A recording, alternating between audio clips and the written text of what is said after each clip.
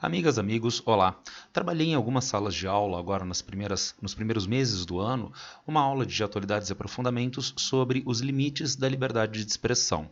Nessa aula eu foquei principalmente o evento de alguns meses do podcaster Monark, que fez uma tola, uma insustentável defesa da existência de partido nazista no Brasil. Eu tentei mostrar para os alunos como não é possível, com base na liberdade de expressão, se defender a formação de um partido nazista aqui no Brasil.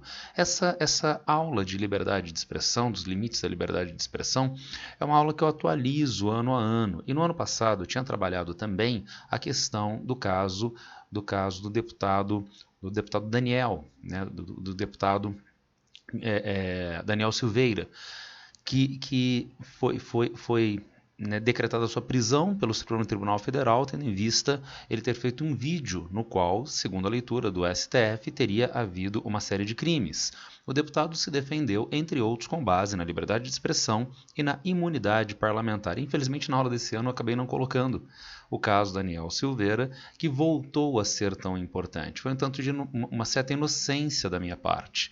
No ano passado, Daniel Silveira estava isolado, mesmo dentro dos setores de extrema-direita aqui do Brasil. Este ano é ano de eleição e o próprio presidente Jair Bolsonaro já veio a público várias vezes se colocar em defesa do deputado que está sendo hoje, no dia de hoje, julgado no Supremo Tribunal Federal. E por isso vale muito a pena nós voltarmos a este debate, ao debate da liberdade de expressão, dos limites da liberdade de expressão, tendo em vista os problemas de hoje, dos últimos meses e que podem se desdobrar ainda no caso Celso Daniel. Limites de liberdade de expressão e imunidade parlamentar, caso Daniel Silveira. Então vejamos, liberdade de expressão. Liberdade de expressão é um direito humano, faz parte dos direitos humanos previsto em tratados internacionais, previsto na Carta de Fundação da ONU, etc, etc. Não apenas direitos humanos.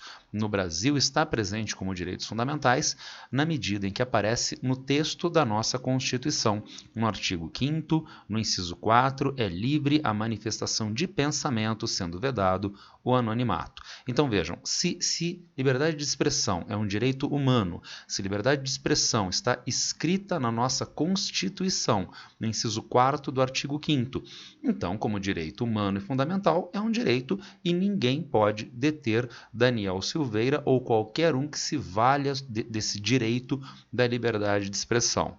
Mas, redondo engano, não existe direito absoluto.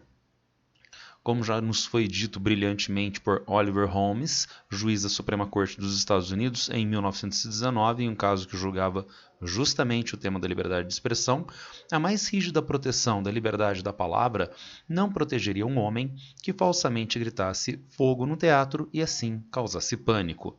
A peça, os atores estão medíocres. Eu, assistindo a peça, gostaria de ter um pouco mais de emoção. Falsamente grito fogo. No fundo do teatro, causo pânico, pessoas se machucam, mas eu me defendo com base em liberdade de expressão. Não. O texto constitucional, a legislação, foi criada com um determinado objetivo. E ela precisa ser implementada e julgada segundo este objetivo, que não é gritar fogo no teatro. Mas o legislador não é Deus. Então ele não consegue cobrir todas as facetas da sociedade através da dita legislação. É o caso, por exemplo, do Sr. Elvanger, o escritor gaúcho, proprietário de uma editora, que tinha o péssimo hábito de escrever textos de caráter preconceituoso contra a população de judeus. E qual foi a decisão do STF em um julgamento da comunidade judaica do Brasil, de uma associação de judeus do Brasil, contra o Sr. Elvanger? Ele era acusado de racismo. E o Sr. Elvanger disse, racismo é crime previsto em lei. Sim.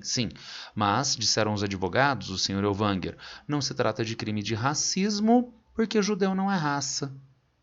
É um bom argumento, se ele estivesse na quinta série, tá legal? E a decisão da Suprema Corte Brasileira, do Supremo Tribunal Federal aqui no Brasil, foi que o termo racismo previsto na Constituição não se reporta à raça, reporta-se a minorias discriminadas. Então vejam, a tipificação do crime de racismo em diferentes formas, mas trata-se apenas de crime contra, por exemplo, a ideia de cor de pele, que nem é de fato sustentável filosoficamente? Não, disse o Supremo Tribunal Federal na interpretação da legislação.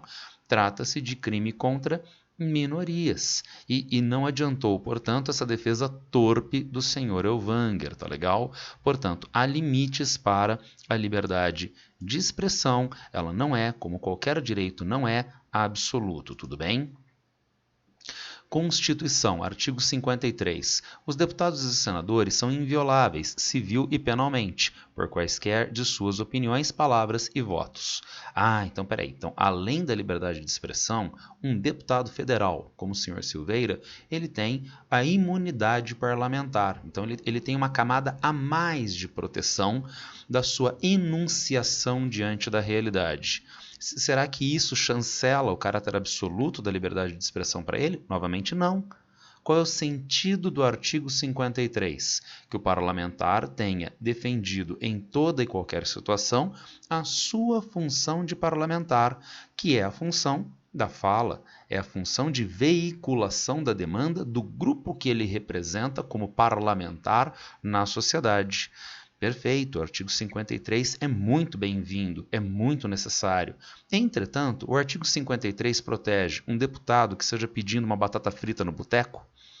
Ele está dentro do exercício das suas atividades parlamentares? Não, ele não está. Então, a liberdade de expressão, a inviolabilidade parlamentar prevista no artigo 53 não é para pedir batata frita no boteco, é para o exercício parlamentar e não pode, obviamente, ser utilizada para incorrência de crime. E quais crimes? Vejamos o que disse o deputado Silveira no ano passado. Ele disse, lá em 64, na verdade em 35, quando eles perceberam a manobra comunista de vagabundos da sua estirpe em 64, então foi dado um contragolpe e que teve lá até os 17 atos institucionais, o AI-5, que é o mais duro de todos, como vocês insistem em dizer, aquele que cassou, disse o deputado Daniel Silveira, 3 ministros da Suprema Corte, você lembra? Cassou senadores, deputados federais, estaduais. Foi uma depuração. Então vejam neste trecho. Na verdade, o deputado está utilizando o ato institucional número 5 como um instrumento de intimidação do ministro Moraes da Suprema Corte do Brasil.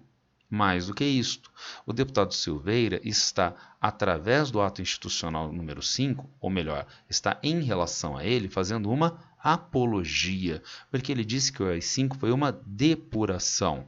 Agora vejam, o que diz a nossa Constituição no que diz respeito às suas cláusulas pétreas, dispositivos pétreos da Constituição, não podem ser alterados nem mesmo por emenda constitucional. Separação de poderes. Agora, o AI-5 respeitou o que é considerado hoje separação de poderes? Não. O Poder Executivo, em formato autoritário, cassou parlamentares e ministros da Suprema Corte. Direitos e garantias individuais. Será que eu, como cidadão, tenho os meus direitos e garantias constitucionais preservados com base em um ato institucional número 5? Não, porque o exercício dos poderes fica sob ameaça, os poderes que são a garantia da minha vida como cidadão no Estado de Direito. Portanto, o artigo 53 não cobre crimes que um parlamentar possa incorrer.